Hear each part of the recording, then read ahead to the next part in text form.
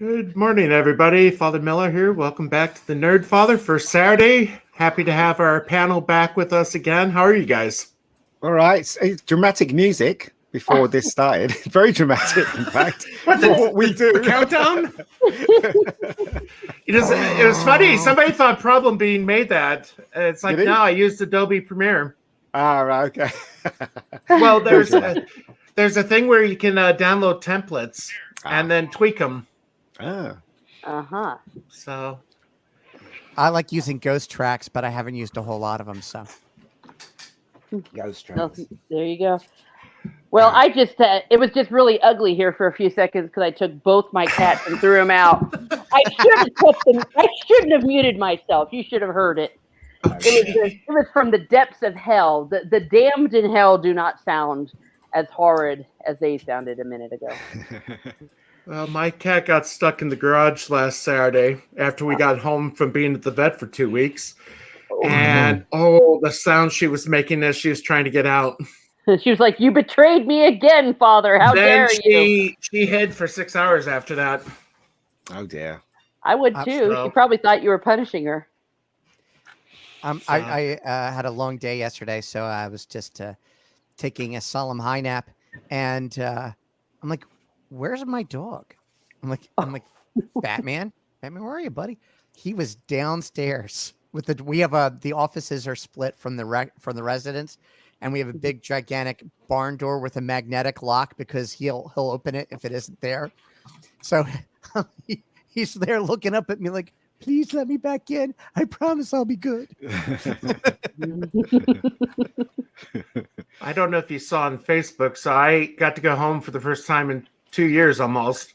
My dad let me see if I can bring up a picture of it. My dad, a few years ago, saw a bag moving off to the side of the road and stopped to see what was going on. Turned out somebody had abducted a bunch of puppies, purebred puppies, and Dad took it to the vet. He knew the guy, the vet knew who it was, and the guy was so grateful that he gave Dad one of the dogs. Look at how big that thing is. Wow. Wow. It's a sweetheart, but my parents are in their 70s and it's too big for them. So they're trying to find a home for her right now. Well, we got Batsy Dogs and Cats place where all the strays go there. And there's a dedicated team looking after all the dogs and cats and stuff. And sometimes they pick up dogs or cats that have been damaged and stuff and nurse them back to health. And then they open all the doors for people to come in to I guess, to, give them a home, basically. So it's very famous, apparently. You guys never heard of it, I guess. Batsy used to be called Batsy Dogs Home, but now it's called Batsy Cats and Dogs Home because they collect cats as well. No, you never heard of it? No, we're across the pond. We're fairly insular about our own problems. Oh, right. Okay. Except for the Euros. Fathers, I don't know what to do because Italy's going to be facing Spain. So who does Our Lady root for when that happens? Well, we're the home offices, of course. No. Vatican City's not in the tournament. Well, it's close enough. Okay. Well, I asked the canon lawyer, and that's what he said. So I got to side with Our Lady. So I remember when Germany faced Spain, faced Italy in the World Cup a couple years ago, and I was I was either in my late teens or early 20s, and I was lifeguarding at my local pool. And I basically made the announcement: if you got a vowel at the end of your name, you got to root for Italy. Did they win? No, I think Germany won. Germany did win. Well, I'm not into football, but I heard that England beat Germany, apparently. So, I saw. I saw it was 2-0. Is it 2-0? I know. I saw it was 2-0. I don't know if that's the way it ended.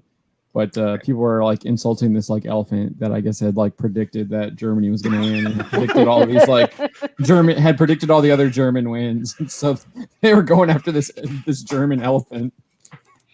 But I think they did. Well, actually, they did win because I saw all the news that the day before. But I knew they were winning because my brother was not screaming at the screen. He was, 'cause he was in the living room watching it. So I knew they were winning. If he was shouting "you idiot" and stuff like that, then I know that they weren't doing very well. But he was kind of silent, and he was cheering. So there you go. It was 2-0. It looks 2-0. Yeah, there you go. As I said, not that I care about football. Google's saying it was 2020. Is this like is it like the Olympics? They're like playing the last year's one this year. Yeah, it was supposed to be last year. That was the real reason I hated COVID and the lockdown. So yes, so it's even though it's 2021, yes, it is technically 2020. So the next one will be 2024. Wow. Okay. Like they blamed the German elephant. Well, folks here in Philadelphia blamed the corgi, who incorrectly predicted that the 76ers, the Philadelphia 76ers, our basketball team, would beat the Atlanta Hawks in 6 games. They lost in 7. I was very depressed. This was our year. This was our year. It was like the path to the finals was right before our very eyes. Oh. It just crumbled. Oh, From where I am. With Ben Sounds Simmons' like a meme. inability to shoot. I'm sorry. Go ahead. Oh no, go ahead. I'm gonna find that image. I was just saying that when you mentioned those teams, obviously I don't know anything about that sport at all. I always think it's a movie because in movies they mention teams and they say almost the same thing as you're just saying just now. So it doesn't seem real to me. Your American sports doesn't seem real to me at all. It just seems like it's a movie or something. We have fake sports. Oh, Happy Treason Day. Did you watch Friday Night Tights last night? No. They went after Az. Oh, did they? Oh, with this? Yeah, well. I have a friend from Manchester. He does that every year to me. I would love to experience Philadelphia on the 4th. I've never done that. Never had the chance. It's kind of interesting. The better thing to do is actually to go like the couple of days beforehand, like when in non-COVID tide, on the night before, on the night of July 3rd, the Philly Pops play all these patriotic marches and stuff. John Philip Sousa in front of Constitution Hall. Which it's fantastic. I will say, what was neat was I visited Independence Hall during the winter. I decided, I don't remember if it was a Saturday or free afternoon or something, but you got to go to the upstairs. Oh wow! Ooh. And that was something you don't get to do during the summer. So you get to see the dance hall that they have upstairs or the banquet room. Oh wow! Yeah, I meant Independence Hall, not Constitution. I'm sorry. That's okay, Father. But what happens is there's a big park right in front of it, and to the right of where you're sitting, as you're looking smack dab right in front of Independence Hall, is the Liberty Bell, where we hold the Liberty Bell. So it's pretty neat. It's neat. So yeah, never been to Philadelphia. Well, you're always welcome. Yeah, let's all meet in Philadelphia. Let's do it. One year. Father Sinatra knows I'll be out there in about 3 weeks. Oh, really? 3 weeks? Yeah. Great. Yeah. I'll be at Wildwood. I'll be at Wildwood the last week of July. Is it like a priest thing you're doing? Because you already have your vacation. Kind of. Well, going to Iowa doesn't really count as a vacation. Oh! I mean, I did the live stream from Riverside, and that was fun. The museum was really neat, but going home to be on the farm is not a vacation. Understood. And since we're now in July, the new fiscal year, I consider the vacation calendar to reset. So, well, there you go. So I'll be in Philly Philly and Jersey for 2 weeks, and then 2 weeks after I get back, I go to Vegas for the get together. Oh, of course, yeah, of course. Dang, Father, you live in wild. You get to play some blackjack? No. Oh. I'll be in Broomall next weekend. Oh yeah, where's that then? It's right outside Philly. It's a suburb. Yeah. I'm going to be spending the next few weeks at an unnamed university, so Right, honing my skills. Yes, working toward my master's on. You're still studying? Oh yeah, you never stop. I'm getting a specialization actually in early elementary music pedagogy. Ah, okay. Yeah. I know you never stop learning, but I mean, Yeah. studying? Oh yeah. Well, especially as a musician, Mm.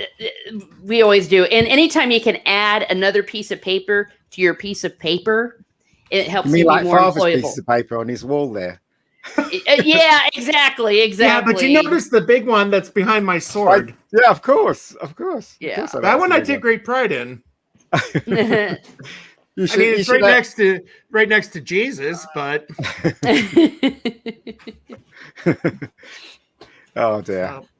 I'm not going anywhere because I can't go anywhere because of COVID. I can't visit anyone. I can't go to Vegas. I can't go to New York, which I always go to New York every year. I can't go. It's because they have these colors now, don't they? Green, amber, and what the other one I can't remember. Red. Yeah. Is it because it's international travel?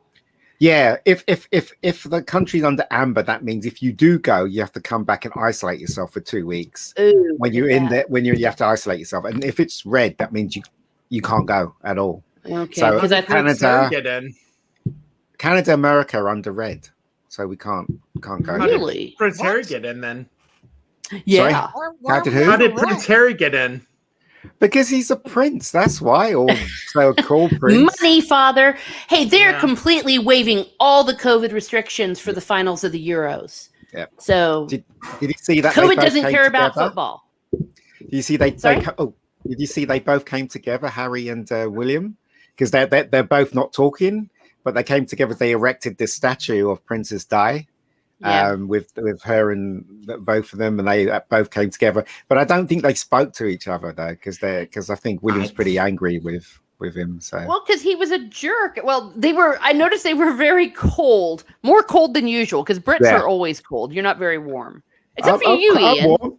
Yeah, you're warm. You're warm. But I guess royals, they've been socially distancing for 2,000 years.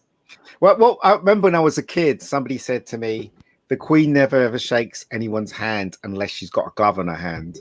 Mm-hmm. And I thought to myself, that's weird. She's afraid of catching something or something. Why does she wear gloves? And then obviously Princess Di started shaking people's hands with no gloves.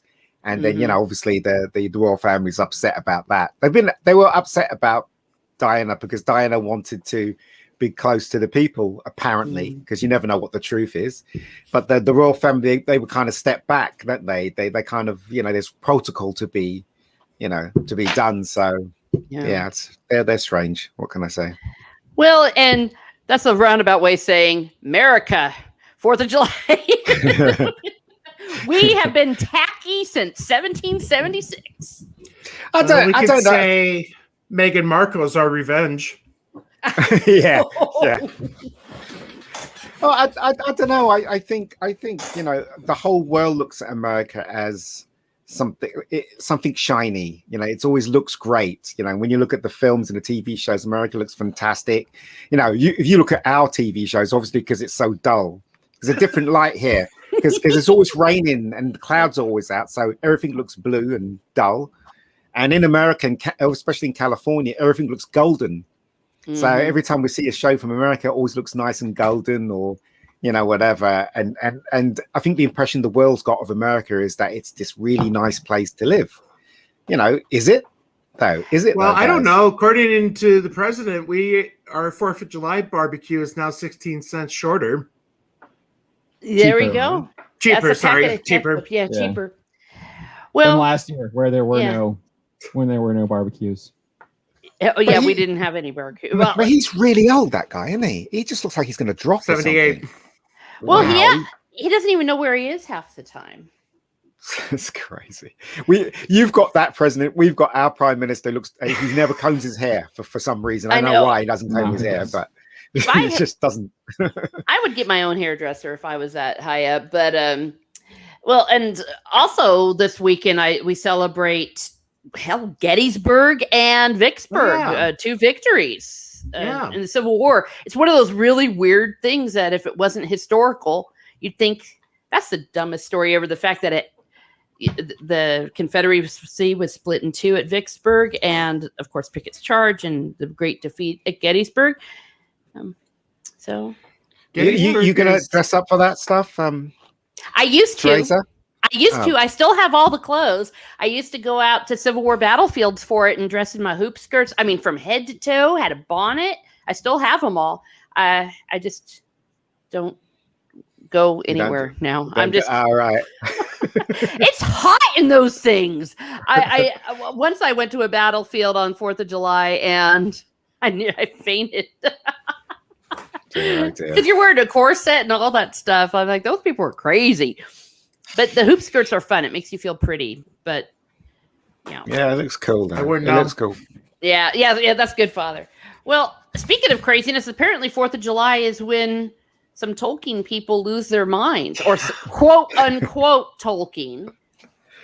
Oh God, these people are just mad, aren't they? So I got the Zoom link about a half hour after the first talk, which was going to be transgender realities in Lord of the Rings.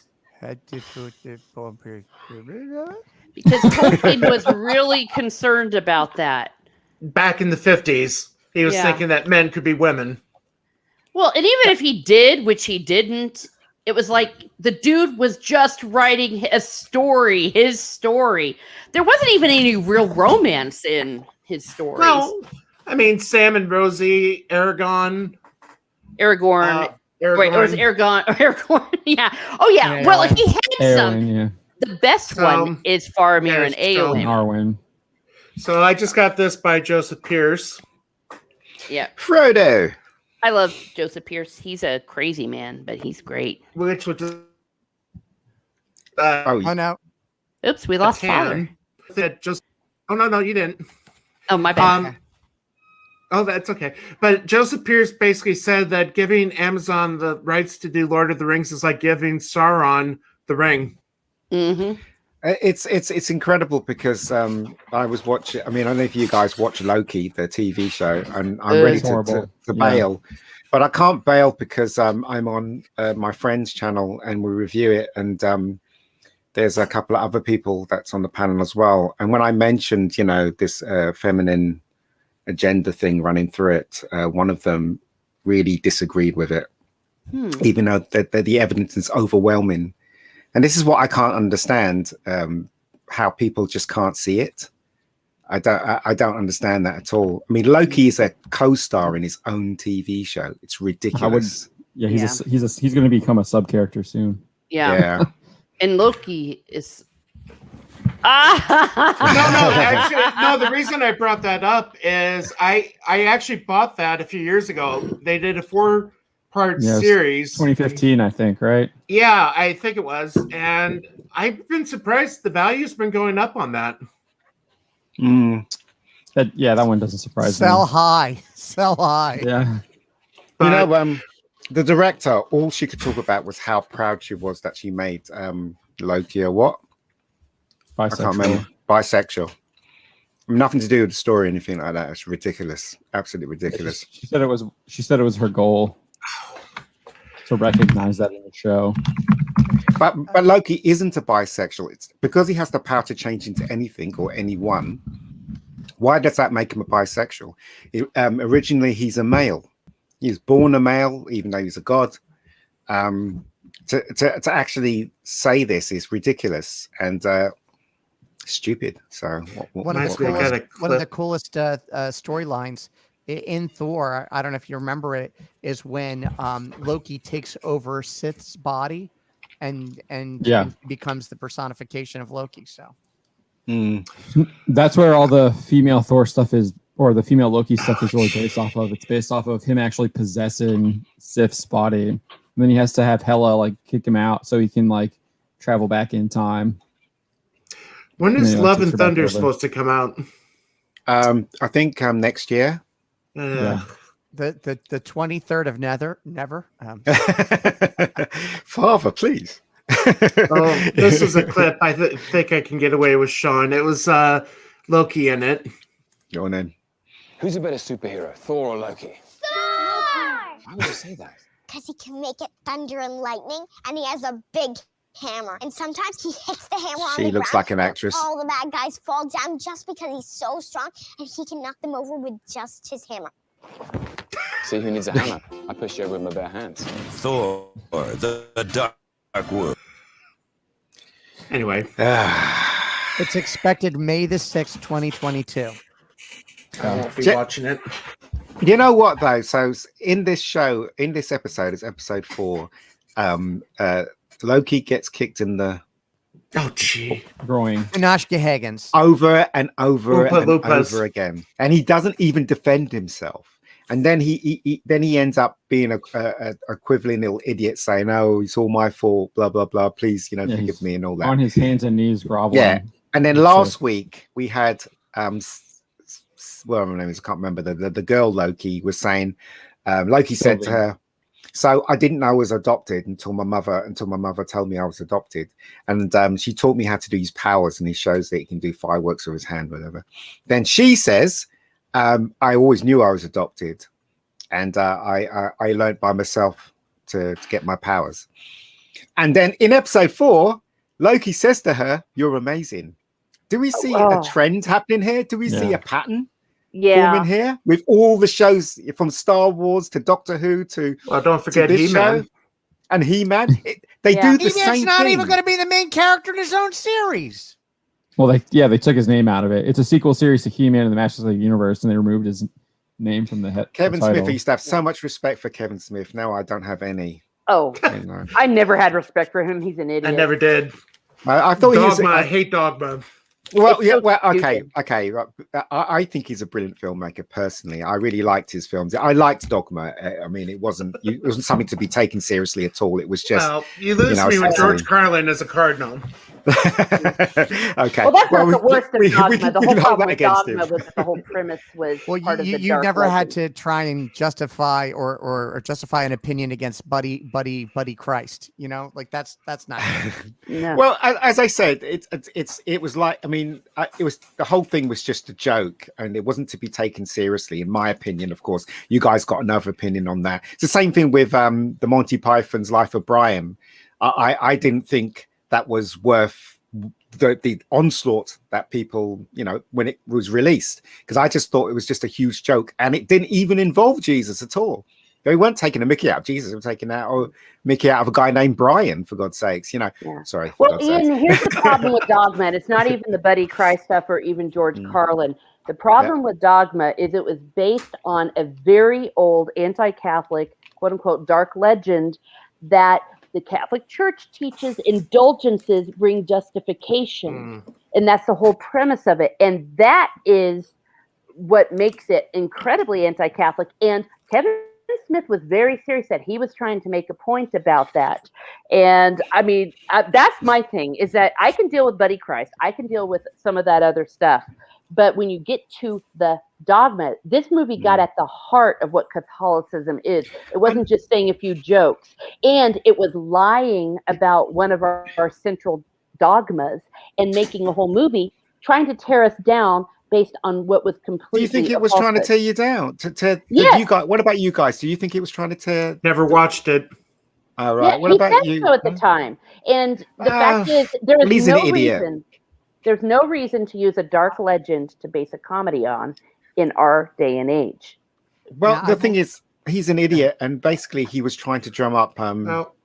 the publicity for it. But I just see it as it's just a joke. The whole thing is just a joke. It really is, and it's not to be taken seriously at all. I mean, you got what's her name, the singer she played God at Alanis. the end. You know what I mean? So you can't take that seriously. The whole thing is just No. a silly, stupid joke. That's all it is. I'll say it again, because I went through this all at the time that it happened. It was the fact that they were going at the heart of what justification means in the Catholic Church, and he said that was intentional at the time.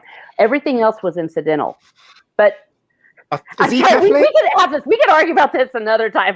No, not arguing. I'm just. Is he Catholic? Don't know. He is an Kevin Smith? ex-Catholic. Yes. Yeah, I think his So wife he is knew Catholic, exactly right? what he was doing when he based it on a very false anti-Catholic premise. He's not a stupid man. He Doesn't knew what he well, was doing. it doesn't bother me at all, actually, as a Catholic. I just think it was part entertaining, part silly, and part, and it's just a movie.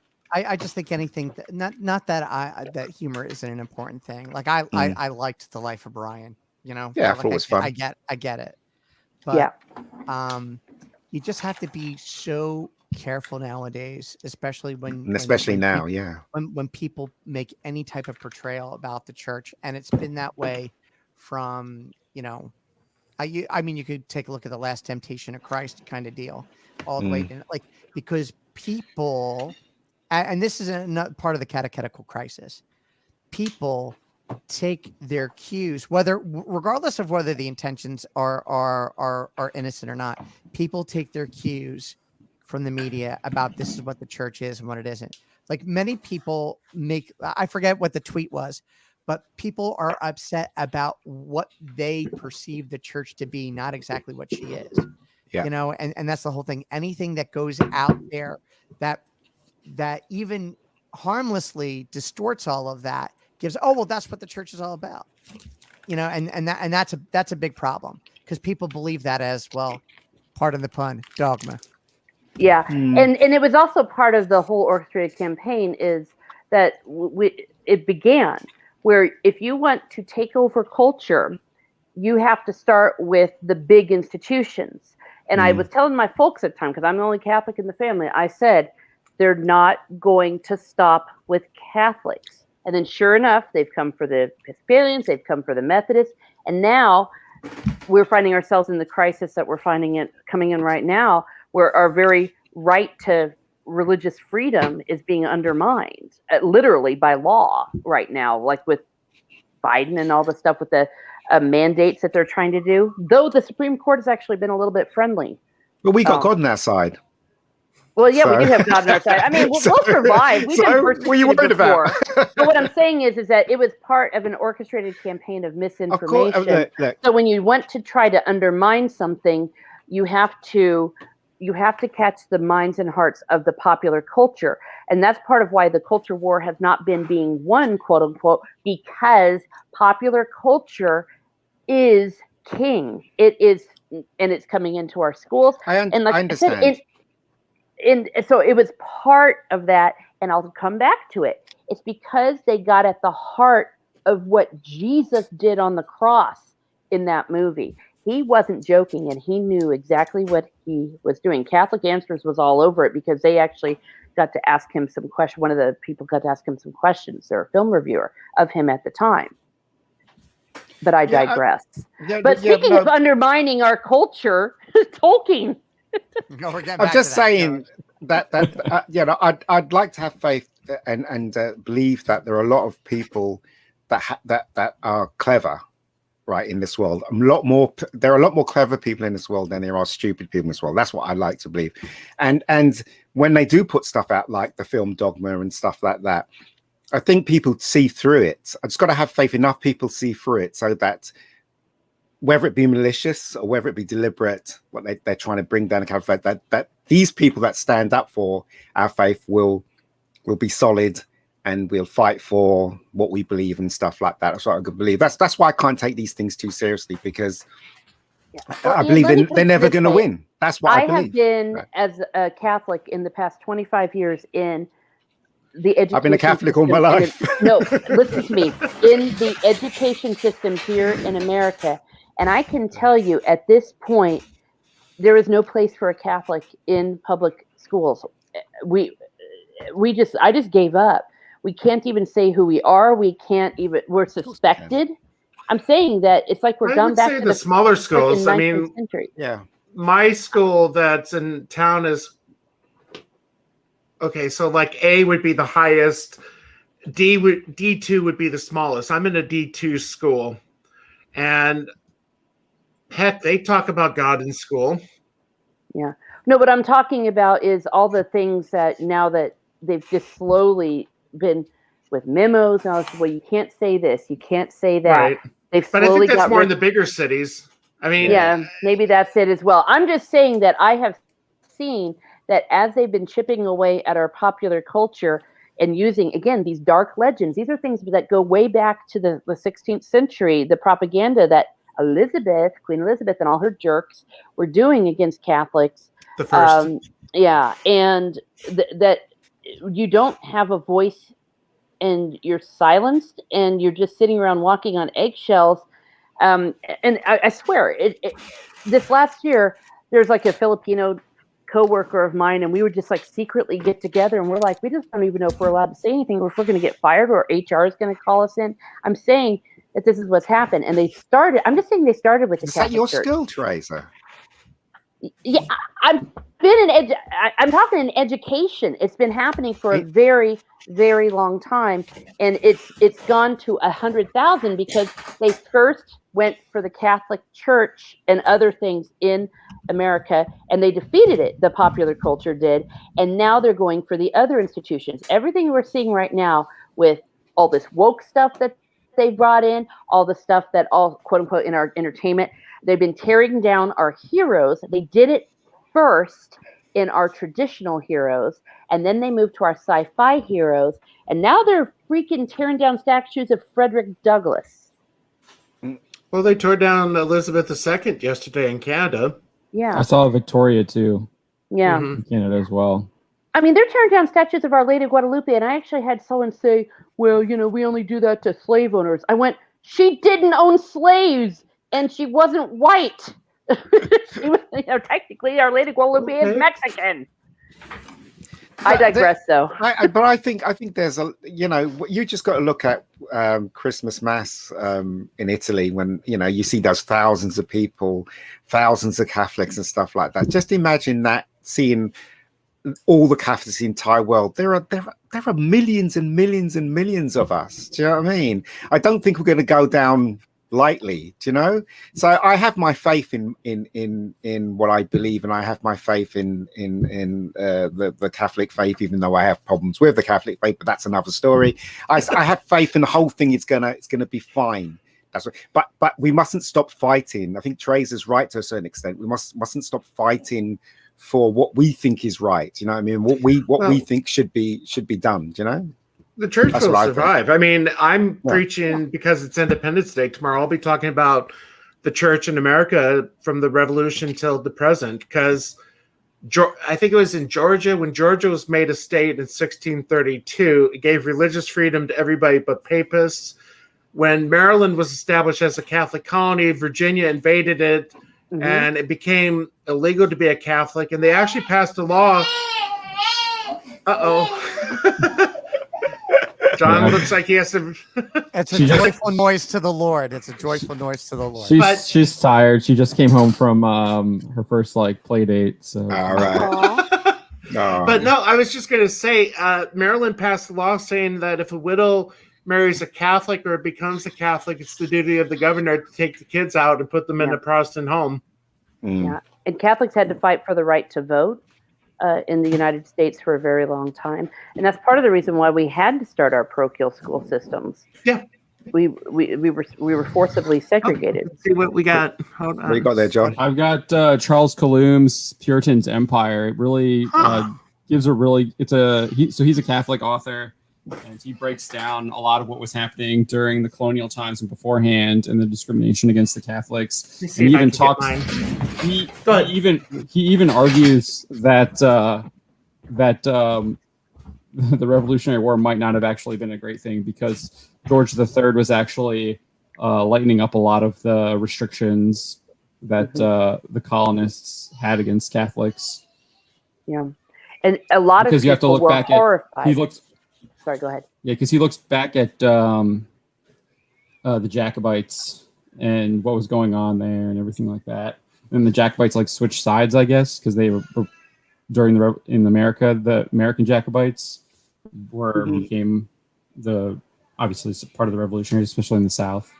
Yeah. Yeah. And when we had our First Amendment, the separation of church and state, which at the time ultimately meant freedom for Catholics, people were horrified. I remember in England, they were just like, this is the worst thing ever. You can't give these people freedom.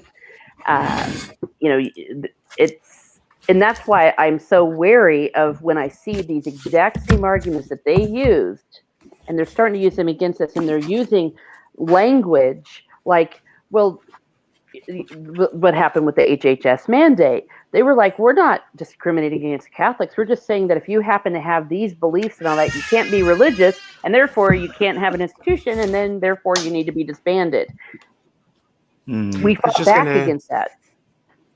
There we go. Paper This Devil. was a book I had bought a few years ago. Oh, there we go. Yep. But there's 2 other books. Father Sinatra probably knows this one. This is a book that we used in the seminary that goes up to Charles Kalum, I think, cites Hennessy a lot. Yeah, I enjoyed it. I mean, it goes up until 1980 when it was published, but then this is a really good book too. Yes. How the church built Western civilization. Is that Tom Woods? Yeah. Yeah. The libertarian guy? Yeah. I don't know about that. Oh.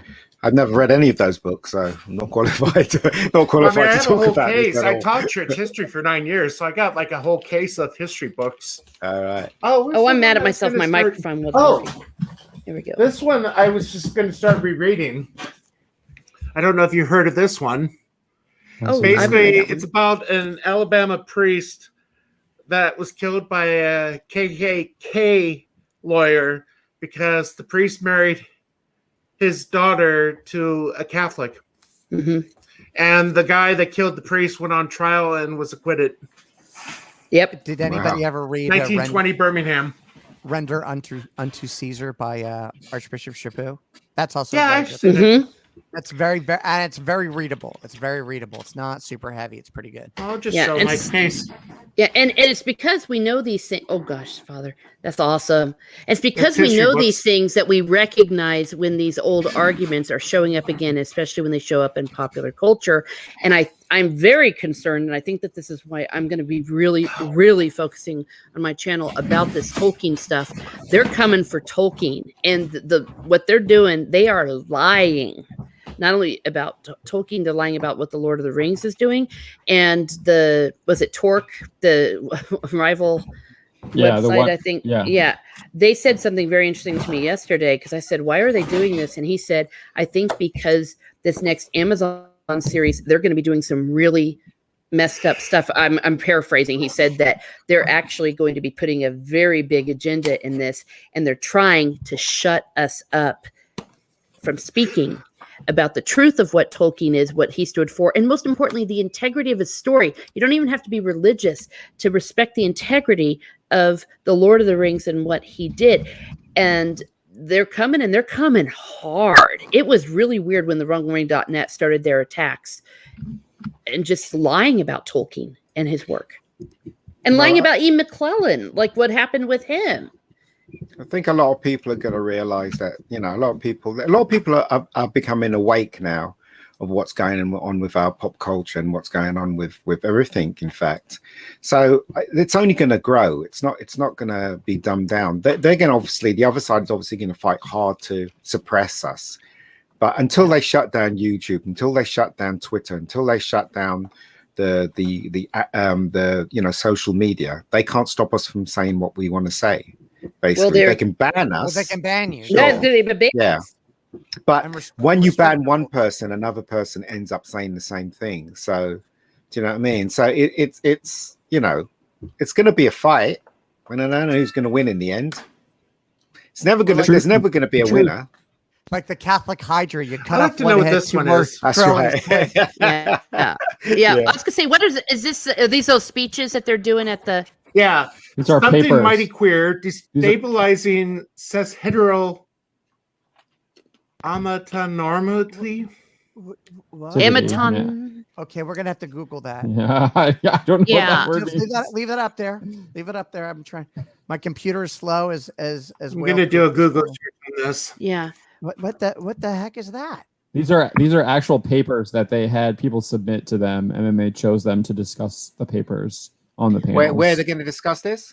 This is the Tolkien Society. It's happening today and tomorrow, I believe. Yeah. And the Tolkien Society I believe they're located in the UK. England. Yeah. Well, No, and Father, I thought you said wocated. I mean, that too. Well, as I said, they can speak all they want. I've got faith. I reckon at the end of the day, a lot of people are going to stand up to this nonsense.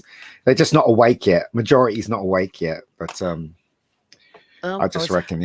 Well, I think it's interesting the title of that paper. They're saying destabilizing. It's like, why do you need to destabilize something that isn't an established work? But that's what they've been doing everything, though, haven't they? But they're very emboldened that they're not even hiding it. No, I hate these terms. Snortopopus Cuber, perhaps the greatest YouTube name ever, says that anima normativity is a term coined by Arizona State University professor of philosophy Elizabeth Brake to capture societal assumptions about romance. I think I need a drink after reading that. I'm sorry. What's Yeah. Yeah, and Steve Kenobi says basically grooming the audience for Amazon, and they are doing it for access. Yeah, they're getting us ready for it. Well, speaking of Amazon, did anybody watch the Tomorrow War? I did last night. I did. What'd you think? Sorry, go ahead. Who's speaking? Go on. Yeah, it's below average. I gave you 2.5 out of 4. I did enjoy it. I didn't think it was an original story enough to be up there, but I did recognize the fact that Bad Dad again in there. You see there's a pattern going through these films and these new stuff as well. I'll push back on that because I actually thought there was redemption arcs for both of the father figures, and totally. That was one of the things I actually liked about it. I told my wife after watching it, I was like, there's actually some really good concepts and themes, but it wasn't well executed. Like, I actually thought the redemption arc for the grandfather and for him, I guess, I don't know, were actually but what I'm saying is that they didn't have to have that as part of the story, but they chose that. Again, they chose it. And also the creature, the would kind of do away with the ending, though. The redemption at the end. No, of course it wouldn't, because basically the son had a problem with the father. That was still in there. If you took out, I left my family, and left my daughter and all that stuff, you took that out, it would have made no difference to the story whatsoever, right? None whatsoever. And also, that stuff didn't make any sense. Yeah, exactly. The bad father thing. I didn't mean AK whatever his name is, the other JK, fella. I meant Chris Pratt's character. Right. But that stuff obviously is put in there for deliberately. And also another thing that didn't pass me by was that the female alien was stronger than the male. So that didn't escape me either, but I still enjoyed it though. That didn't bother me either, because that's like Starship Troopers. That's like a sci-fi trope, so I was fine with that. But with the I said it a lot, the whole yeah, they did, yeah, the whole Chris Pratt thing with his daughter telling him in the future about what he did. Yes, that didn't make. Sorry, huge spoilers. That's okay. It didn't make any sense to me at all, because it was already confirming that he survived, so it took away the risk of ever being of him there in the future. It's like, okay, we know he's going back, we know he's going to get back. Well, the paradox is, what happens to the people that went into the future that died? Yeah, do they come back now? Well, I think it starts from that point, doesn't it? So they don't come back. So it starts from that point when, So the time travel that they had the logic didn't make any sense with the time travel logic. I mean, I enjoyed it. I enjoyed time travel movies. I thought that it. I actually thought, I was surprised by how much suspense was in it. Yeah, it was good. It was. I enjoyed it. There's little bits I didn't enjoy. I just didn't understand the fact that they would drop them into the future, but they didn't know where they were dropping them. So they said, "I would begin with 15 feet drop," and it's like, well, they dropped them above a skyscraper, and all of them were dying. What kind of stupidness is that? Yeah. For that one, they knew where they were dropping, but if you notice, there's a little bit where they say that they lose connection, and that's why it messes up. That's why they're all dying. Ian, are you familiar with the TV show Chuck? Yes, I love Chuck. Okay, because that's where Yvonne. That's where I first discovered her. Yeah, well, she was gorgeous. She still is actually in that show, and that show was great because it took a journey. All the characters took a journey, didn't they? It started off where everybody hated each other, and it was a mission and stuff. And obviously, Chuck's character made them all change. If it wasn't for Chuck's character, they'd all still be the same. But it was Chuck's love for all of them, including I can't remember that guy kept bossing him around. What was his name? Yeah, him, including him at the end, and he can't not like Chuck. Do you know what I mean? So, but I thought Chuck was great. You know, I don't know about you guys. I've never seen an episode. Have you not? It's good. It's good. It's a lot of fun. It's a lot of fun. Yeah. He's gorgeous. Yeah. Am I allowed to say that? You can say people are gorgeous. We appreciate good-looking people. Yeah. PD Rich has a good point too. Really an interesting thing went on the chat that about the never mind, about the letters of Tolkien. You know, that do you think that they're going to try to start suppressing some of these things? Of course they are. Of course they are. I'm not a big fan of Tolkien, nor am I a big fan of the stuff that he's wrote. But I do understand the love for it and the fandom. Yeah. But you know, they're coming after everything, not only coming after the Catholic faith, not only coming after Tolkien, not only coming after, you know, pop culture, they're coming after everything. So, but the thing is, though, we've got to do stuff like what we're doing now and speak about it. Yeah. You know, that's why it's important for us to come on YouTube and talk about this. The more people that accidentally comes across Father's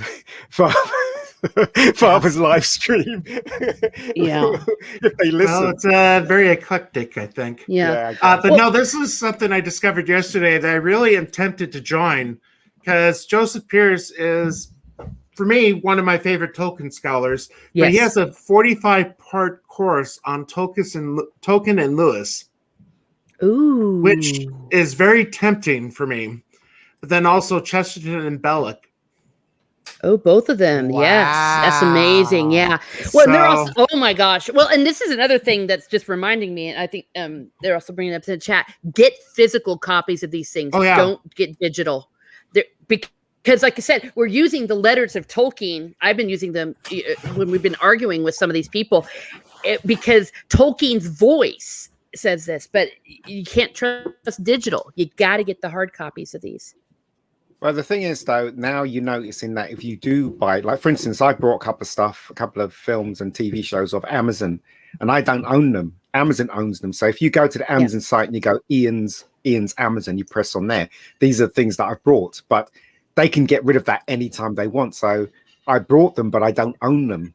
Amazon but if you get the physical, that's what we're saying. Yeah. Don't get digital anymore. And I think that we need to start stocking up on Tolkien. If you don't have his letters, hard copy, get them. If you don't have Belloc and all of them, get them. So this is a good example why to get let me bring it up. Anybody familiar with the movie Midnight Madness from the early 80s? Which one's that? It's kind of like a scavenger hunt. It has Michael J. Fox in it. Oh my gosh, I haven't seen that in like a million years. I don't know it. Is it good? Yeah, I love it. But this is one of the reasons why I probably won't be around much in the future. Harold, how long do you intend to keep driving around without knowing where we're going? Hey, Barb, have you unscrambled those letters yet? Oh dear.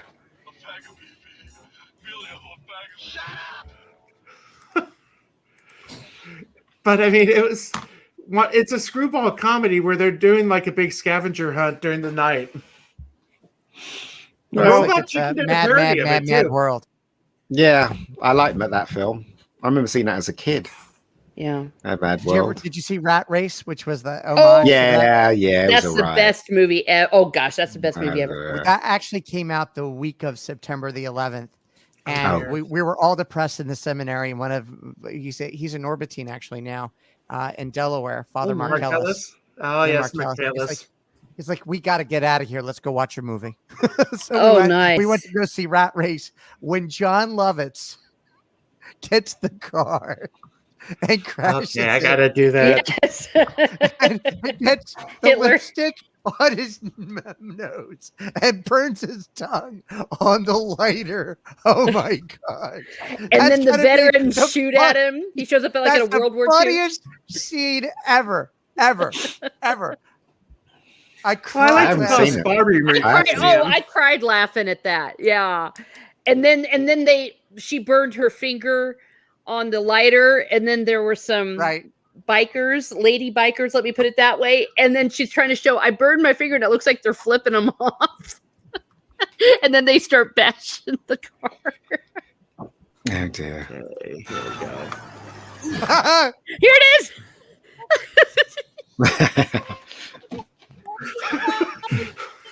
Call the police.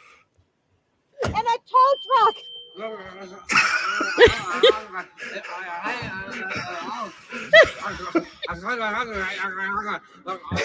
Dear.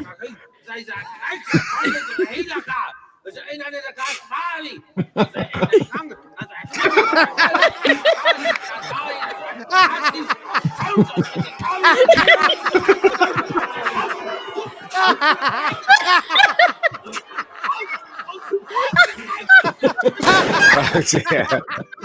Oh dear. That's the best movie ever.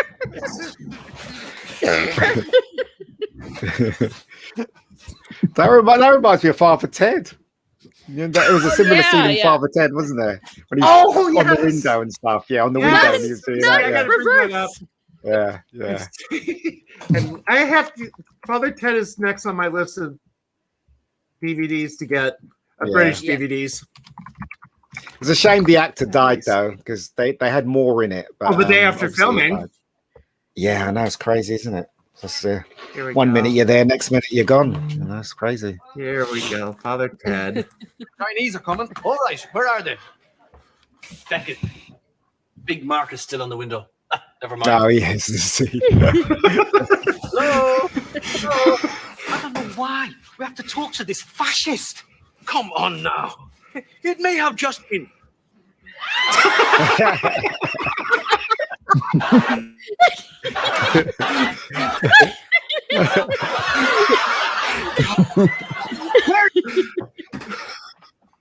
That's funny.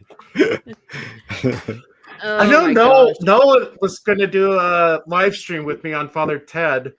Robert Ted. I got to talk to him on that. But I mean, there's no way that those three would get through or remain in the ministry. Well, that's why they say Father Dougal. There's no way Father Dougal passes his MDivs. Master of Well, Divinity that's why they thing. banished them off to that island, Father. That's the whole thing. No, I'm saying when he's in the seminary, you got to take the Master of Divinity comprehensive exam before you can get ordained. Maybe he was normal before that happened, and and they were all normal, and then suddenly, when they get shipped off to Craggy Island, something happens. Who knows? I don't know. But you're right. Well, there's that scene where it's not real. It's not. Resurrection. Well, the resurrection, it's like the sense. Oh, you mean everlasting life and coming back from the dead? yeah, and he's like, it is real, and he's like, yeah, good one, Father. Okay. Oh, thanks, PD. Oh boy. Yeah. I haven't talked to Noah in a while. No. What do you guys think of the way movies portray God and stuff? Should I say now? I mean, the first. I must admit, the first God film I ever saw in my life was Oh God with George Burns. Oh yeah.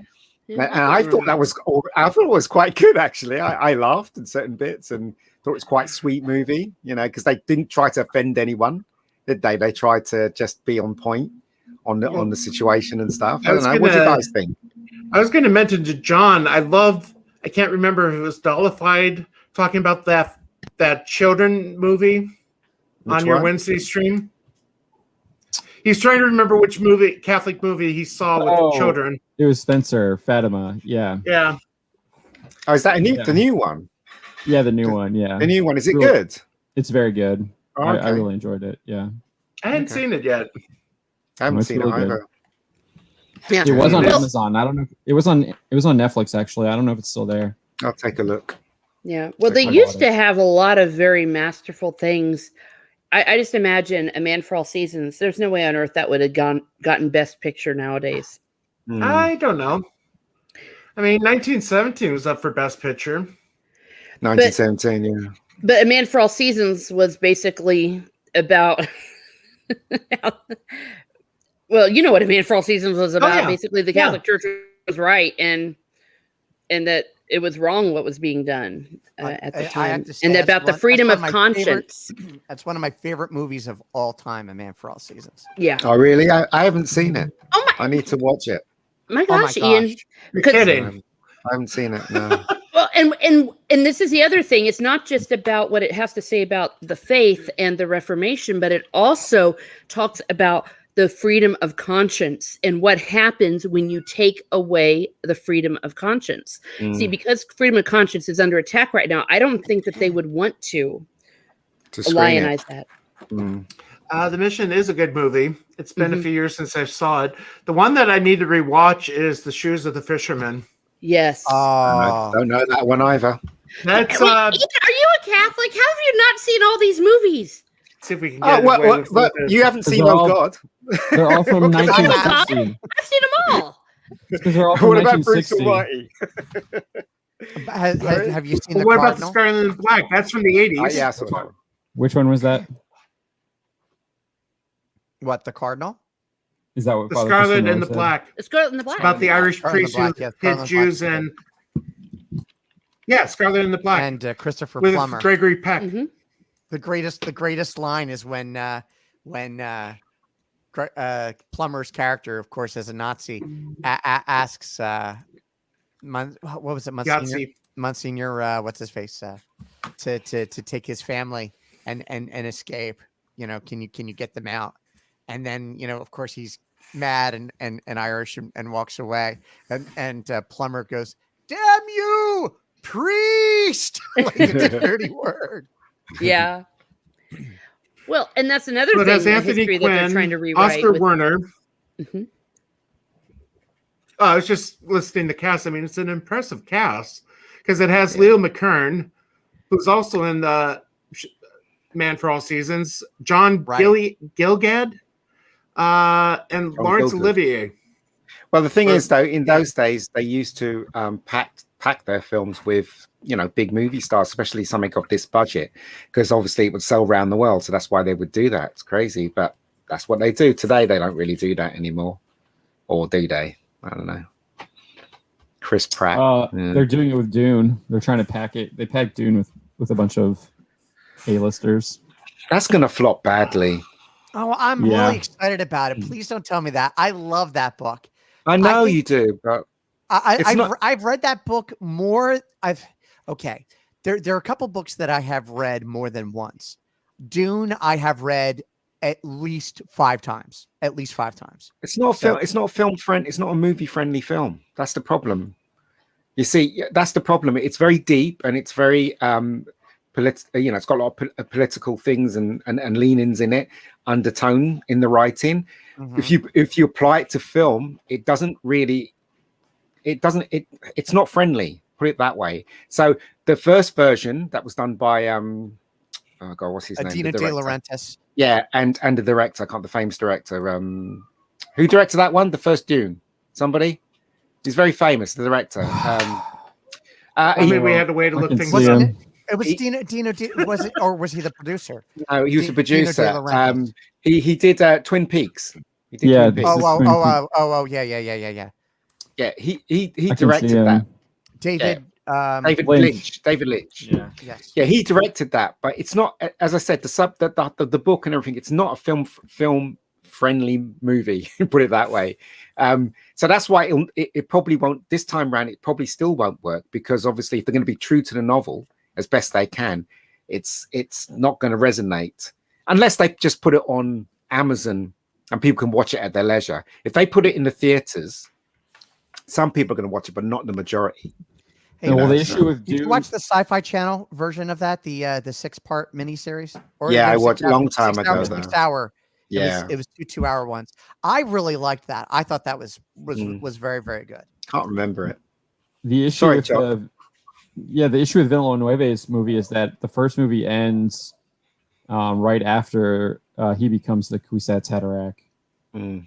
and then they're supposed to do a second one, but based off of the projections, it's likely that it ain't gonna do that well. Yeah, We might I mean, not get that second one, so we'll see. There are certain films that, in my opinion, if I was the producer or if I was in charge of a studio and had a lot of money, I'd never pass the green light on. Never pass the green light on the Blade Runner 2024. Oh yeah, I would have fallen asleep if I was reading that 2049. script. I would have just, my head would have just been like that, and I would wake up and go, "Am I still on the first page?" The film was so dull. It was well shot. A lot of people liked it, but at the end of the day, it didn't even make half its money back. Well, right? speaking of which, why would you? Indiana Jones. I saw your article, John, about what is it, 3 Number weeks 5. or is it 3 months? So the new rumor is that it's 3 months. Oh, gee. So I said it before and I'll say it again. Bubba Hotep is more believable than Indiana Jones running around. We haven't seen this one, so we can't really pass judgment, but it does sound awful. What can I say? It really does sound awful. But well, look how defensive the director got. Yes. Yeah. Now, is that because Harrison Ford got injured? No. So yeah, the delay is for Ford being injured, but Mangold getting defensive was before that happened, and that was he literally just found it was Matthew Kaddish, who has like a podcast, and he was just going after him on Twitter. It's just crazy. And that's the guy who did Logan, which is probably one of the better films that have come out in the past 5 years. The thing is, though, they should never have made this one with Harrison Ford. In fact, I said this in another podcast. I'm angry with Harrison Ford because Harrison Ford is obviously doing this for money, because there's no way that you're going to make a good Indiana Jones without Spielberg, without Lucas. You know, the backbone of the best three. But it has Kathleen Kennedy. Kathleen Kennedy wasn't the real producer. She was associate producer in the last 3. And Kathleen Kennedy now, it's obvious she doesn't know what she's doing, or wants to stick a gender in everything that she does, which doesn't bode well with the main audience. So, as I said, Harrison Ford should be Bridge. Yeah, well, yeah, whatever. Which reminds me, John, when is No Time to Die supposed to come out? Or August, is it coming out? I think they just delayed. Yeah, I feel like they just delayed that one again. That's going to be another loser. It's going to be that movie's definitely a loser too. It's going to be a huge loser. It's going to be 60 by the time they premiere that film, isn't it? Yeah. Well, I want to give a bit of a controversial take, if you will. I'm not even sure that it's about money that Harrison Ford is doing it. I think it's pride, because even way back when, he was very snobby about Indiana Jones, and he was. And even while he was making the 3rd Star Wars movie, he was like, Han Solo's, he's no good. I don't like him. I want him to die and all that. And he's been bashing Han Solo his whole life, but he's like, but Indiana Jones is awesome. And because I think the dude has enough money. I think he's... I don't know. Look, I actually had the pleasure of meeting all the cast of Empire Strikes Back when I was, I think, in my 20s, because they came to England.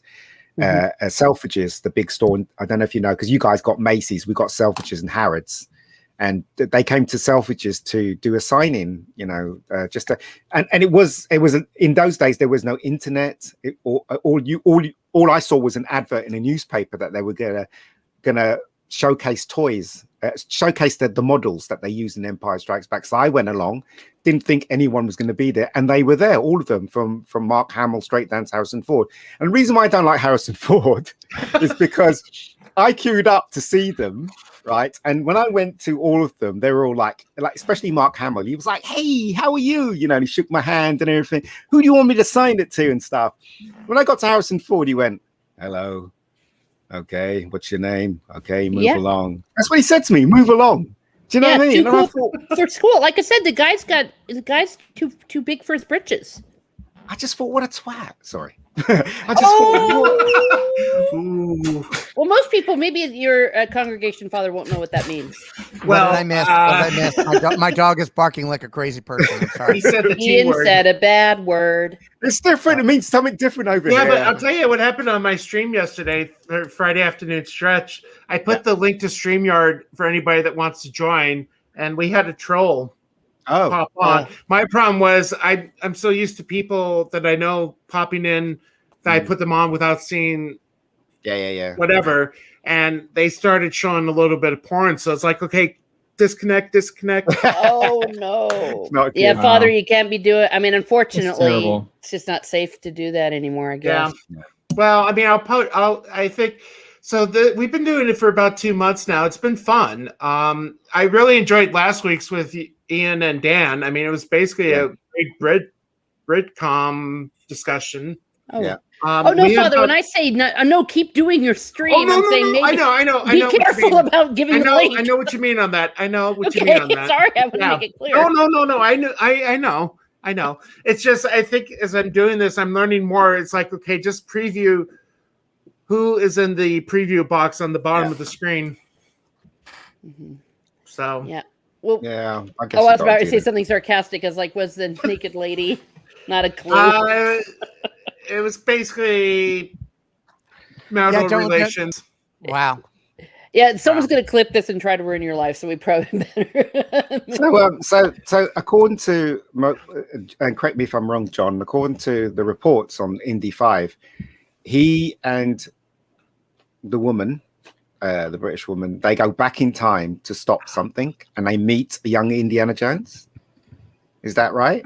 So I think there's going to be. I don't think so. I think what I saw was that there's going to be like an opening part where they DH him, so it's a young Indiana Jones set during World War II, and then it'll flash forward to the space race, and this Nazi scientist who's now working for the United States and is getting funded by the United States government, is looking for some kind of key so he can like go back in time and like let Hitler win or something like that. All right. Okay. I So think- they I don't think go that's back in the- time. No, he's looking for a way to change the past. This Oh, okay. scientist is. So, So I would have that's- to say that there would have to be some sort of fact that this was possible to happen. There has to be something like that. I don't Yeah. know. Yeah. But even so, if that's where they're Which- going with this, they're going to try to then undermine NASA. Yeah. So but that's the rumor. I did. If you watch Mr. H's coverage, he has a source that said that the time travel stuff is junk, but he said much of the other parts of the rumor were legit, but he thinks that the time travel stuff is bunk. Right. Even because they were saying that they're gonna roll it off into a TV show. Oh, Is that I true? didn't hear that. I haven't heard Alright. that. I haven't heard Okay. that. I'd have to look into that. I haven't seen that. yeah. But yeah, so it's going to be NASA was evil, white men suck, and there'll be like a hero woman in there saying, Yeah, "You Phoebe shouldn't be Waller-Bridge. letting this Yahtzee work with us. This is bad." And everyone's like, "Shut up, woman, and make me coffee." That's what it's going to be. It's going to be just pedantic. Well, let me guess. They're going to villainize Werner von Braun, the German head of NASA. Yeah, Probably. Yeah. But yeah, as I said, it's I envy the 80s movies and the 90s movies. I really do. I had the time of my life watching films in the 80s and the 90s. I really did. None of this stuff existed in the movies at all. I just don't understand. Well, I do understand where it comes from. I don't understand why the people who have the money is giving these people money. I just don't understand. Well, Well- with Indiana Jones, going back to having the Nazis being the villains is counterproductive too, because even in Lucas's Crystal Skull film, he moved on to the Soviets. Russians, yeah, Exactly. the Russians. Yeah. Well, Very and good. since now Yahtzees are white men who aren't blue, if you know what I mean, they're going to be using the Yahtzees in this movie to make an analogy for our day. Wouldn't be surprised. I wouldn't be surprised, if they do that at all. You know And what they then should have they're done though? Yeah, they're gonna don red hats in NASA and go, "We'll make America great again when we go to space." You know what they I should will have done? admit- If they were going to make an Indiana Jones 5, they should have just ditched Harrison Ford, got someone in to play Indiana Jones, and basically just rebooted it that way, and because it's Indiana They Jones. had Shia LaBeouf. They had Shia LaBeouf. No, he's rubbish. No, Oh, but Shia LaBeouf is a him. great actor. he's a great good actor, yes. But you know You what, just need to right? stay away from the booze, I guess, or whatever. Indiana Jones is a boy's own adventure. Indiana Jones is not Indiana Jones if he's not punching someone, holding onto a truck, in inches from death, jumping some trap. Do you know what I mean? Trying to get some artifact. That's what Indiana Jones is all about. You take all that away, you don't have an Indiana Jones movie. So. That's the thing, and if you add like the reason why the last one didn't work was because they added the UFOs in, and Indiana Jones is not about UFOs at all. It's about the artifacts, it's about the adventure, it's about edge of your seat stuff. That's what I mean. There were good bits in the fourth one. The beginning scene was I loved the beginning scene when they were in Area 50, wherever it was, 51, whatever, and had that stuff. And that's a lot of fun. Or nuking the fridge. Yeah. Well, I didn't like the fridge bit, but anyway. But but going to the ending with the monkeys and and then anthill and then the aliens, and I just thought no, and it just didn't work, did it? My heart sunk.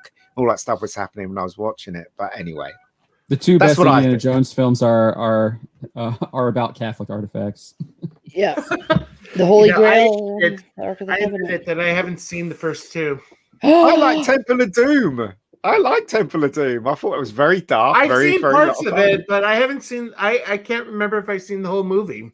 It's a lark, yeah, but definitely the 1 and 3 are the best ones. I'm always the big jerk that says, Ark of the Covenant, we found the Ark of the Covenant, Mother Mary. And then the Holy Grail is like, yeah, every Sunday at Mass, the chalice. Isn't that the Holy Grail now? Isn't it, Father? Well, I will say, okay, I haven't seen the first 2 movies, but since Odin's not here, I can say I've seen more than he has. Wait, Odin hasn't seen? Well, there's a lot of movies Odin hasn't seen. Wait, but his channel's I was going to say something. I'll just be quiet and go to confession later. You mean the movie blog? A movie blog. That's the joke. But in those days, films were better, right? They were better. There's also lots of movies in Odin's defense. So. Oh yeah, it's just more of the classics. Yeah. Okay, they were I'll better movies. Much better movies in those days. Well, they had a better sense of. Sorry, Father. Oh, I was just going to say they had. Okay, they had a better sense of the craft back then. I think nowadays they don't have the craft. They don't. You just have these kids you come off YouTube make movies now, and they have no idea what shots mean. They have no idea how to evoke an emotion by using a camera angle or anything. They just go and they shoot a kid's birthday party, well, the best they can, and these films are put out there. Even watching this movie with Chris Pratt today, I was thinking to myself, "Where's the craft gone?" It was just shot A to B. Yeah. There was nothing in those shots that. A camera angle or a shot where it looked really nice. Nothing. It was just typical modern day movie, which had the suspense. I wasn't connected to any of them. Well, suspense, yes, of course. Suspense shots. That was the only thing that really stood out to me with the suspense shots. Like even the scenes where they were in the snow in the mountains at the end, it was just generic. Yeah, it was. It was. And like it was a bland, drone shot. But the thing is, though, like for instance, if you take, okay, let me explain what I mean. Okay, right. So, if you look at Temple of Doom, which I can't talk about Temple of Doom because they haven't seen Temple of Doom. What's the point? What's the point of talking about it? Let's pick. What about? Have you guys seen Schindler's List? Yeah. Schindler's List. Yes. Yeah. Okay. Right. So, in the beginning of Schindler's List, how did they introduce Schindler? How do they introduce him? Think back at the movie. 20 years since I've seen it. Yeah, but no, I know what you're talking about. They used great craft That's what I mean. Yeah. But a lot of people don't see that. So the way they introduce Schindler is, you see the guy, the waiter, and then he comes in, but you don't see his face. You just see the bottom half, and you see his hand, and he gives money to the waiter, and then he walks, and the camera follows him. And he sits down at the table and you still don't see Schindler. You're at the back of him and he's looking and he's smoking and he's getting served whatever and stuff like that. And then when you do see him, you see a light cross his eyes as he's watching in the cafeteria. So all that was meant to be, all that craft that Spielberg introduced in that scene, that you don't see him until the last possible moment, is to basically put into your mind subconsciously that this guy is important, right? He's very important. So let's take this film with Chris Pratt, for instance. When do we see him? We see him with the phone in his ear as he's walking across the road and it's Christmas. And that's the first time we see him. Well, that tells you nothing about the cat. I mean, what? You see him. They have come through the portal. Yeah, I know. Yeah, they have him in the pool in the beginning. But yeah. But then after that, they flashback. Yeah. No, it's boring. It's boring. In those days, the craft of filmmaking was something to behold. You know, if you look at Casablanca, it's the same thing. It's amazing, Casablanca, and a lot of people don't see that. But anyway, that might be one of the problems with like CGI and stuff, that they do so many tremendous things, but what it does is it becomes a crutch to real film. Yeah, they lose the craft. Gosh, there are some really deep questions, and Father, I'm leaving them all to you in the chat about. Well, one was like about Indiana Jones. What is it? Oh yeah, Stig's comment. Yeah. What was his comment? In the universe, the Bible is true. So there is only one God, according to the Bible. So doesn't that make Indy 2 plot hole? Since the Hindu gods, yeah, it does. It does. But the thing is that it's just a movie. It's not real. It's just a movie. Or it could be it is a distortion of the one true God. It could be the devil trying to portray himself. As no offense to our Hindi brothers and sisters who may be watching the stream at the moment. I'd be surprised if there were. Who knows? Yeah, you never know. Evangelization comes wide and far. It could be a distortion of it, right? Yeah, and plus, it wasn't a true representation of Hindu faith. It was, it was just a comic book version of it, and plus, they didn't represent Hindu faith. They were all evil in Temple of Doom. You know, they were horrible people. So it's just like when you see films with horrible Catholics in it, they don't represent the thousands of really wonderful priests out there, do they? It's just a movie. I think people should realize that. I think that it's an intellectual question that is saying that's interesting in the indie-verse, in that world building.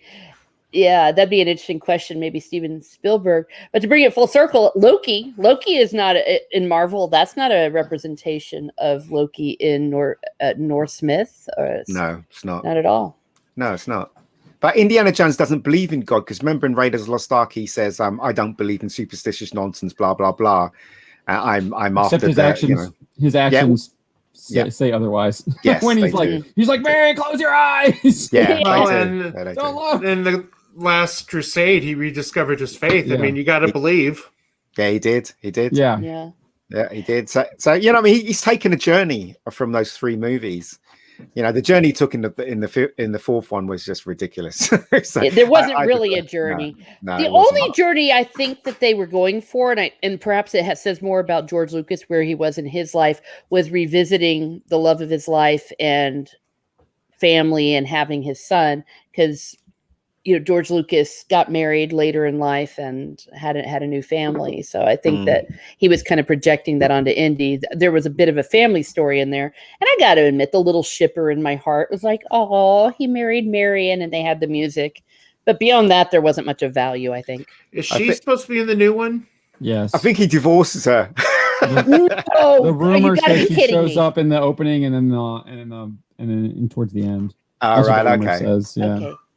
I swear, Ian, if they divorce, I know. you just shattered my heart, because I'm like, at least there was one happy ending. And so, but Lucasfilm are known for breaking up the new Lucasfilm is known for breaking up the great couples. They broke up Han and Leia. Killed off Han. Yep. Yeah, Marion. Poor old Han. Well, they killed off Han before they killed off Han. They destroyed the marriage of Han and Leia and their whole thing. He's a deadbeat dad. Yeah, deadbeat dad. And I would argue they also destroyed Leia's character. And then they go and take away Marion and Indy. I mean, it wasn't the best story ever, but that's the only value I find. That's something that I wanted to get to, and I didn't find a time to interject. But you were talking about Loki. I think they disrespect Sylvie's character too. So there's in episode 4, she's we saw in episode 3 she was mowing down these like TVA guards. In episode 4, she's like struggling to fight them. Yeah. And she's not using any deception anymore. In episode 3 or in episodes 1 and 2, it was all about deception and cunning and like ambushes. In episode 3, she's just like, I'm going like head first, like charge ahead. And it's just like, what? That's not what she's been doing before. And so now that's all she is now. It's just charge first. She's like the juggernaut. I think it's badly written. I think the whole show is badly written. Yeah, I just think it doesn't none of it makes any sense to me. Well, it does make sense, but it makes bad sense. I was watching the Avengers a couple of days because I brought it on 4K, and there's the first one, and there's a scene in it where he comes through the porthole, and Hawkeye tries to hit him, but Loki grabs his hand, and he's trying to move his hand, but Loki's so strong that he couldn't. Then he hypnotized him with the stick. In this version, he's in the what is it, in the supermarket? Car? Yeah, he's in the supermarket where he has all his powers, and he struggles to beat up the big fat guy. Do you know what I mean? Yeah. That's like what Loki we seeing here? He gets thrown out of the train by the two humans he does. Too. Yeah, he does. Yeah. So there you go. Yeah. I got a show. I just picked this up the other day. Oh, what is that? Is that a book? No, it's a DVD. Okay. Oh, yeah, I love that film, even though it didn't make any sense, but I loved it. Oh, it's a fun film. A lot of things that weren't answered in that film at all, but it's a good film. It's a good film.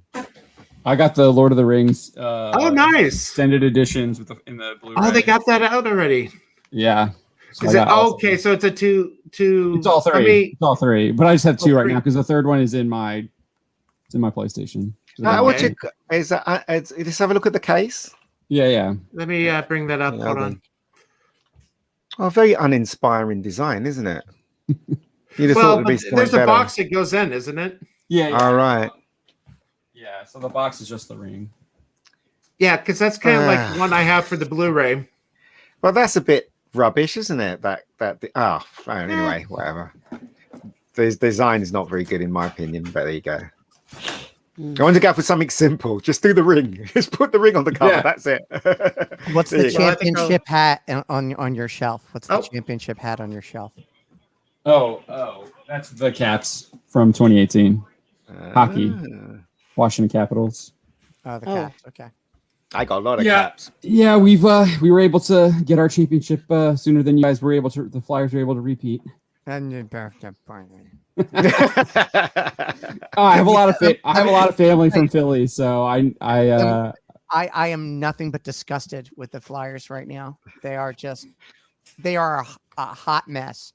I thought this coach, they were playing so well in the beginning of the season, and they folded like a paper napkin. It was crazy. Yeah, lost everything. I was shocked. In England, right? There was a time in the 70s where both teams in football couldn't sit in the same place. So they had to be separated. The teams had to be separated. Yeah. So on one end, there was, I guess, Arsenal, and the other end was Chelsea. If they'd mixed, there'd be a huge fight. And there was always fights after the match as well. There was always smashing of windows, bricking someone in the head, and all kinds of nonsense. People come out bleeding and stuff. The ambulance was there and all that stuff. That's one of the reasons why I grew to hate sports, because I always found it, the fans too violent and stuff like that. And, I don't know. I always wanted to attend a football match. A real football match? Now it's okay. A real football match. AKA, yeah. Well, one of these days, I'm going to get my rear end back to England and see a proper match. You have to have your 2 injections before you come. I have them. That's going to be the rule now. And I'll sell my soul to see some honest football. Because American soccer doesn't do it. Well, because American football, quote, like European football, European football. Put that. Yeah. They're all the people that are older, and are not in their prime. Twilight. Right? They're all the people that couldn't make it into the Premier League and all the other great leagues and stuff. They do come over here, though. They come over here, or they used to at least, in the summer. I actually got to see DC United play, I think it was Real Madrid at the time, and Madrid just obliterated them. Yeah. it was insane. They put in this Dutch striker at the time. I forget what his name was, super fast. And he just he lit him up. See, I was upset because MLS gave Philly a team the year after I was ordained. And I would love to have gone to it. But this is the Philadelphia Union. The thing I love about them. Union, right? Yeah, the Spirit is the women's team, I think. Yeah. I love their fan group. No, the American Sons fans of Ben. Yeah. The soccer fans are legit. Oh, that Ben. But I mean, just had a snake and now you got a skull. Well, the snake is from "Don't Tread on Me." Yeah. Okay. No, it's early- the Jolly early Roger. American It's flag. Ben Franklin. Oh, okay. Right, but the Sons of Ben are the Don't Sons Tread of on Me. Benjamin Franklin. Yeah. Fair enough. Well, sadly, I used to like We have the Bar Bravo. women's national United. team for America, and then they turned into jerks last time around.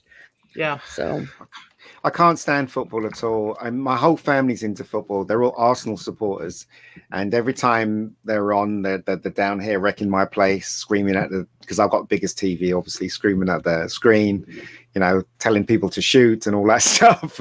Shoot! What's the matter with you, you idiot? And stuff like that. And I get renegated to my room. That's basically what happens to me when they come down. have you let Yeah. people know that? Because you might get your British citizenship revoked or something. Probably. I was like, you're the only person I know that doesn't like football. When I was growing up, there was only 3 channels, right? So they have the FA Cup every year, which is kind of like a big thing. I guess it's like the Super Bowl for you guys. So FA Cup was when they didn't have so many trophies in those days. That the FA Cup was the biggest, and so when they used to play it, we only had 3 channels on the TV. So BBC used to do it all the time, and ITV they put on a really good movie to make you not watch the match, so they can get. And they always put on things like Sinbad and the Eye of the Tiger, or Jason and the Argonauts, and I always wanted to see those films, but I couldn't because they were watching football. Do you know what I mean? So that's how I grew to hate football. I couldn't watch me movies because football was on.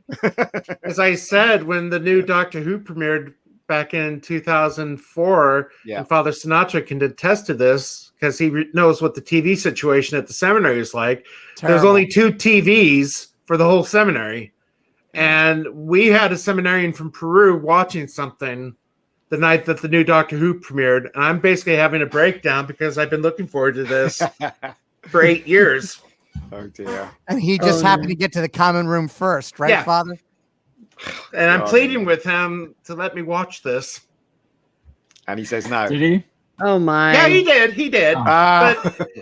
But this was, again, I think I told Ian, this is when there was the 6 months difference between when it aired on the BBC and when it aired over here. Yeah. I was disappointed when I watched it, to tell you the truth, because the BBC had skimped on it. So I don't know if you guys are Doctor Who fans. They put a trailer out before it started. I was so excited. Have you seen it, Father? Where Chris Eccleston's running down a corridor and there's this big, huge flame behind him. Yeah, and that was all shot on film. And then they have this conversation with Rose and him in the TARDIS. All looked fantastic. Looked like the American version of Doctor Who. Then when they put Doctor Who on, it was shot on bloody Digibeta, and it just looked rubbish, and they stripped it off field to try and make it look like film, and it didn't look like film, just looked like it's shot on video. And I was sitting there with my hands in my head going, BBC still doesn't have faith in Doctor Who. They still pulled the budget. They still don't have enough. I mean, that was when they had to do the to. 2 cheap episodes a season, because that's where we got love and Monsters and Fear Her, which are 2 of my. I hate those 2 with a passion. That was David Tennant, wasn't it? One of them was David Tennant. Yeah, 2nd season. Yeah, they were. Yeah. It just looks awful. Now they've got technology. But it's better. It's better than what's passing for Who now. Oh God, yes. Of course. Well, anything's better than that, for crying out loud. I know Ian's seen the cover. Did anybody seen the latest Doctor Who magazine cover? No. Yeah. I think I might have saw Svi post something about that. With where the it's 2 basically girls. Jodie and Yaz, basically lovey-dovey. I saw that. I think he used it as a thumbnail in one of his videos. I was in San Diego Comic-Con when Jodie Whittaker was named the Doctor. So I bought her mug. I bought a mug. Well, right? that's the best way Because to describe it, really. I'm a Doctor Who guy. I've watched Doctor Who. I started with the fourth Doctor, and I've been hooked ever since. I have not watched a whole lot of it since then. Well, really since Peter Capaldi. I watched a couple episodes, and I just couldn't hold my attention anymore. And I'm busy, dude. You see the picture in the background. Absolutely. So, the whole thing is that I'm like, let me buy the mug. My associate accidentally broke my Jodie Whittaker mug. And I'm like, oh, all right. it's a shame. It's all right. It's okay. But the thing is, though, I was all for a female Doctor. When I saw they cast Jodie, my heart sunk a bit because I knew that she wasn't the person they should have picked to play a female Doctor. They should have picked someone with a stronger sense. But I gave her a chance, and it was just awful. The first episode, I was just going, "What am I watching? This is not Doctor PD Who." Rich says it best, and I don't have to say it. But that's where it's going. Yeah. That's where it's going. My guess, if I was to name a Doctor, I really thought they were going to go with Idris Elba. That would have been awesome. He was too big. He's too big. He's a film guy. Yeah. You're right. I would have loved him to be Doctor Who. That would have been awesome. Like Luther, when he started off in Luther, he wasn't so big. So I think that season ran for 13 or 12 episodes, and it was terrific the first season. As the seasons went on and he got bigger and bigger, they kind of the episodes got shorter and shorter. And in the last season, it was only 5 episodes in the last season. So it's hard to keep it. I'm still rooting for Lost. No. That's my stance on it. Has anybody? I know Ian's seen it. Has anybody else seen the IT Crowd? I've seen bits and pieces. Fantastic. Oh, love the IT Crowd. It's so funny. But I would love to get Problem Bean's view of the musical. The gay musical. Yeah. What was I going to say? Have you still watching Randall and Hopkirk Deceased? I am. Oh, I got hooked on that. That was I actually found on YouTube. They have it. Oh, okay. And they have the 2000 reboot with Tom Baker in it too. Tom Baker and the comedians. Vic Rabbi was showing me some of their work yesterday. Yeah. Vic Reeves and Bob Mortimer, those two took over. But oh, bless you. Then I just we're blessing each other. Oh, fathers and gentlemen, I do need to head out. I've got Pilates, so I've got to go binge. That's okay. I figured, like I said, I didn't know how long we were going to go, so I think we'll just wrap it up. We've gone for 90 minutes, so thank you again, everybody, for joining. We'll do it again next month.